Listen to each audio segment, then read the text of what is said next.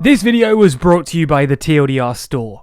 Pick up pins featuring our Countries with Shoes designs and get 10% off by using code GERMANY. Or grab Brexit the colouring book for 25% off with code BOOK25. The link to the store is in the description. After the uncertainty of election night and the immediate succeeding hours, we finally have a degree of clarity when it comes to the German federal election. Well, at least we know the composition of Germany's parliament, the Bundestag. The issue remains as to the composition of Germany's government. While the SPD is the largest party, they're facing off against the CDU-CSU, who are refusing to concede. So in this video, we'll take a look at what Germany's government could look like, and the challenges that each potential coalition might face. Before delving into potential coalitions, it's probably best to set the political scene and take a look at what we're dealing with. As things stand, the SPD are the largest party, gaining 25.7% of the vote share and 206 seats in the Bundestag. The union of the CDU-CSU got 24.1% of the vote and 196 seats. The Greens got 14.8% and 118 seats, the FDP got 11.5% and 92 seats, the AfD got 10.3% and 83 seats, and the left got just 4.9% and 39 seats. And don't forget about the SSW, who managed to bag themselves one seat too. The sheer fragmentation of this vote means that predicting a coalition is difficult. Right off the bat, however, the far-right AfD can immediately be removed from the coalition equation. Both the SPD and the Union have consistently ruled out working with the AfD, in a textbook example of political cordon sanitaire. Which leaves us with just 4 possible coalition options: Red-Red-Green, a Grand Coalition, a Traffic Light Coalition, and the Jamaica Coalition. However, both the Red-Red-Green and Grand coalitions can be all but ruled out. In the former, the 3 parties, the SPD, the Left and the Greens, would not have a majority in the Bundestag, which is obviously an issue. A Grand coalition would have a majority in the Bundestag, although not quite a majority of voters, but the bigger issue is political will. Both the SPD and the Union have dismissed the idea, although it's worth noting that they said the same thing in 2017 before being forced into it. Nonetheless, a Grand Coalition seems unlikely, or at least a lot less likely than the remaining 2 options, a Traffic Light or Jamaica Coalition. Both the Traffic Light Coalition and the Jamaica Coalition have the same minor parties at play, the Greens and the FDP, the difference being who actually heads up the coalition. The Traffic Light Coalition would see the SPD take the reins, with Olaf Scholz as the Chancellor. The Jamaica Coalition would instead see the Union take the reins, with Armin Laschet as Chancellor. And both coalitions would have an outright majority in the Bundestag, 416 seats for the Traffic Light and 406 for Jamaica.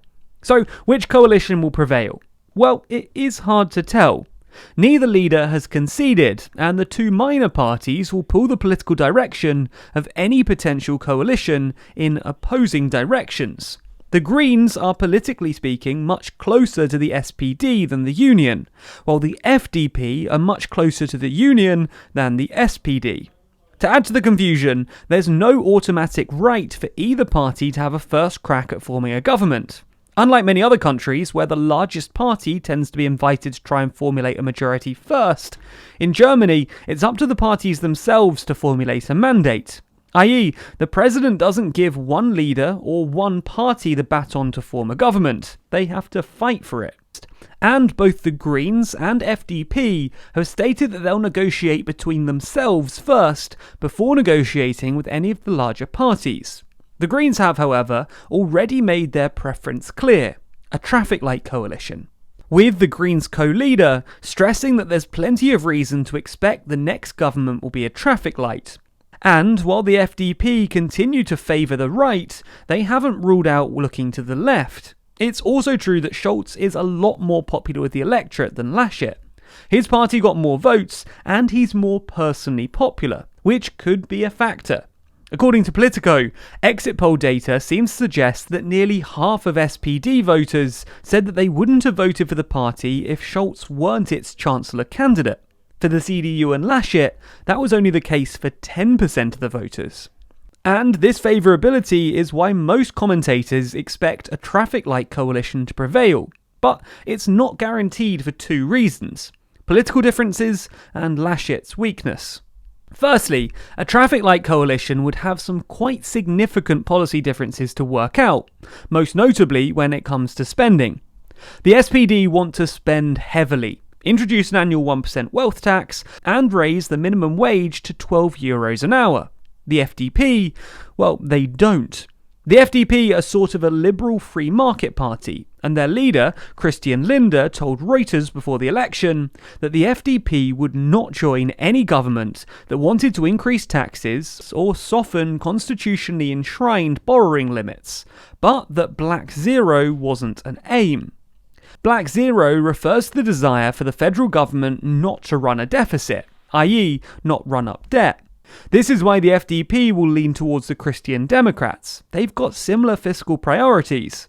And while you might assume that the Greens lean towards the SPD when it comes to spending, and they probably do, the Christian Democrats have suggested that environmental spending could be taken outside the budget and financed with a special climate bond, which would allow the Greens to get their environmental spending while keeping the FDP happy by technically balancing their budget. The second factor at play here, though, is Laschet's weakness. Laschet is clearly in a weak position. The Christian Democrats had their worst ever result, in large part because Laschet is personally unpopular and ran a weak campaign. Now, Laschet's weakness would usually preclude him from leading, but paradoxically, it might have made him more likely to become the next Chancellor, because it's possible that the Greens and FDP will decide that they can extract more concessions from a weak Laschet than a strong Scholz. Essentially, Laschet will be more desperate to form a coalition, because if he doesn't, that's probably the end of his political career. So he might end up conceding more to the Greens and FDP. So the long and short of it is that while a traffic light coalition looks more likely, you can't rule out a Jamaica coalition just yet. There's also the tiny chance of another grand coalition if the Greens or FDP pull out of the negotiations. This actually happened in 2017 when the FDP were in talks to form a Jamaica coalition. And this coalition would have been strongly supported by the German public, with some 57% of Germans supporting it according to a poll at the time. By November, though, talks had completely collapsed, nominally over disagreements on migration and energy, with the FDP abruptly stating that our red lines were broken, and that it's better not to govern than to govern wrongly, ultimately forcing the Grand Coalition between the SPD and the Union. In any case, assuming a Grand Coalition doesn't resurface, the AfD will no longer be the largest opposition party. And while that doesn't sound consequential, it is. The largest opposition party will normally head up the Bundestag's budget committee, which has some major benefits when it comes to scrutinising economic policy. That being said, though, Germany's next government is ultimately a matter of politics, so intense negotiations will be taking place behind closed doors for many, many days, if not weeks. But what do you think? Will coalition negotiators take a matter of weeks or a matter of months? Should Scholz be Germany's next Chancellor? And which coalition looks more likely to you? Let us know your thoughts in the comments below. Like I said at the start, you can support TLDR by checking out the TLDR store. We have a whole bunch of countries with shoes pin badges, including, of course, Germany. We also have Brexit the colouring book, which runs through the entire Brexit process with some beautiful, colourable images. You can get 10% off the pins by using code Germany, or 25% off the book using code BOOK25. Either way, thanks so much for your support.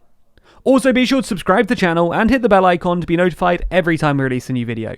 Special thanks to our Patreon backers who make videos like this one possible, and if you want to see your name at the end of videos, then you too can back us on Patreon. The link to that is in the description.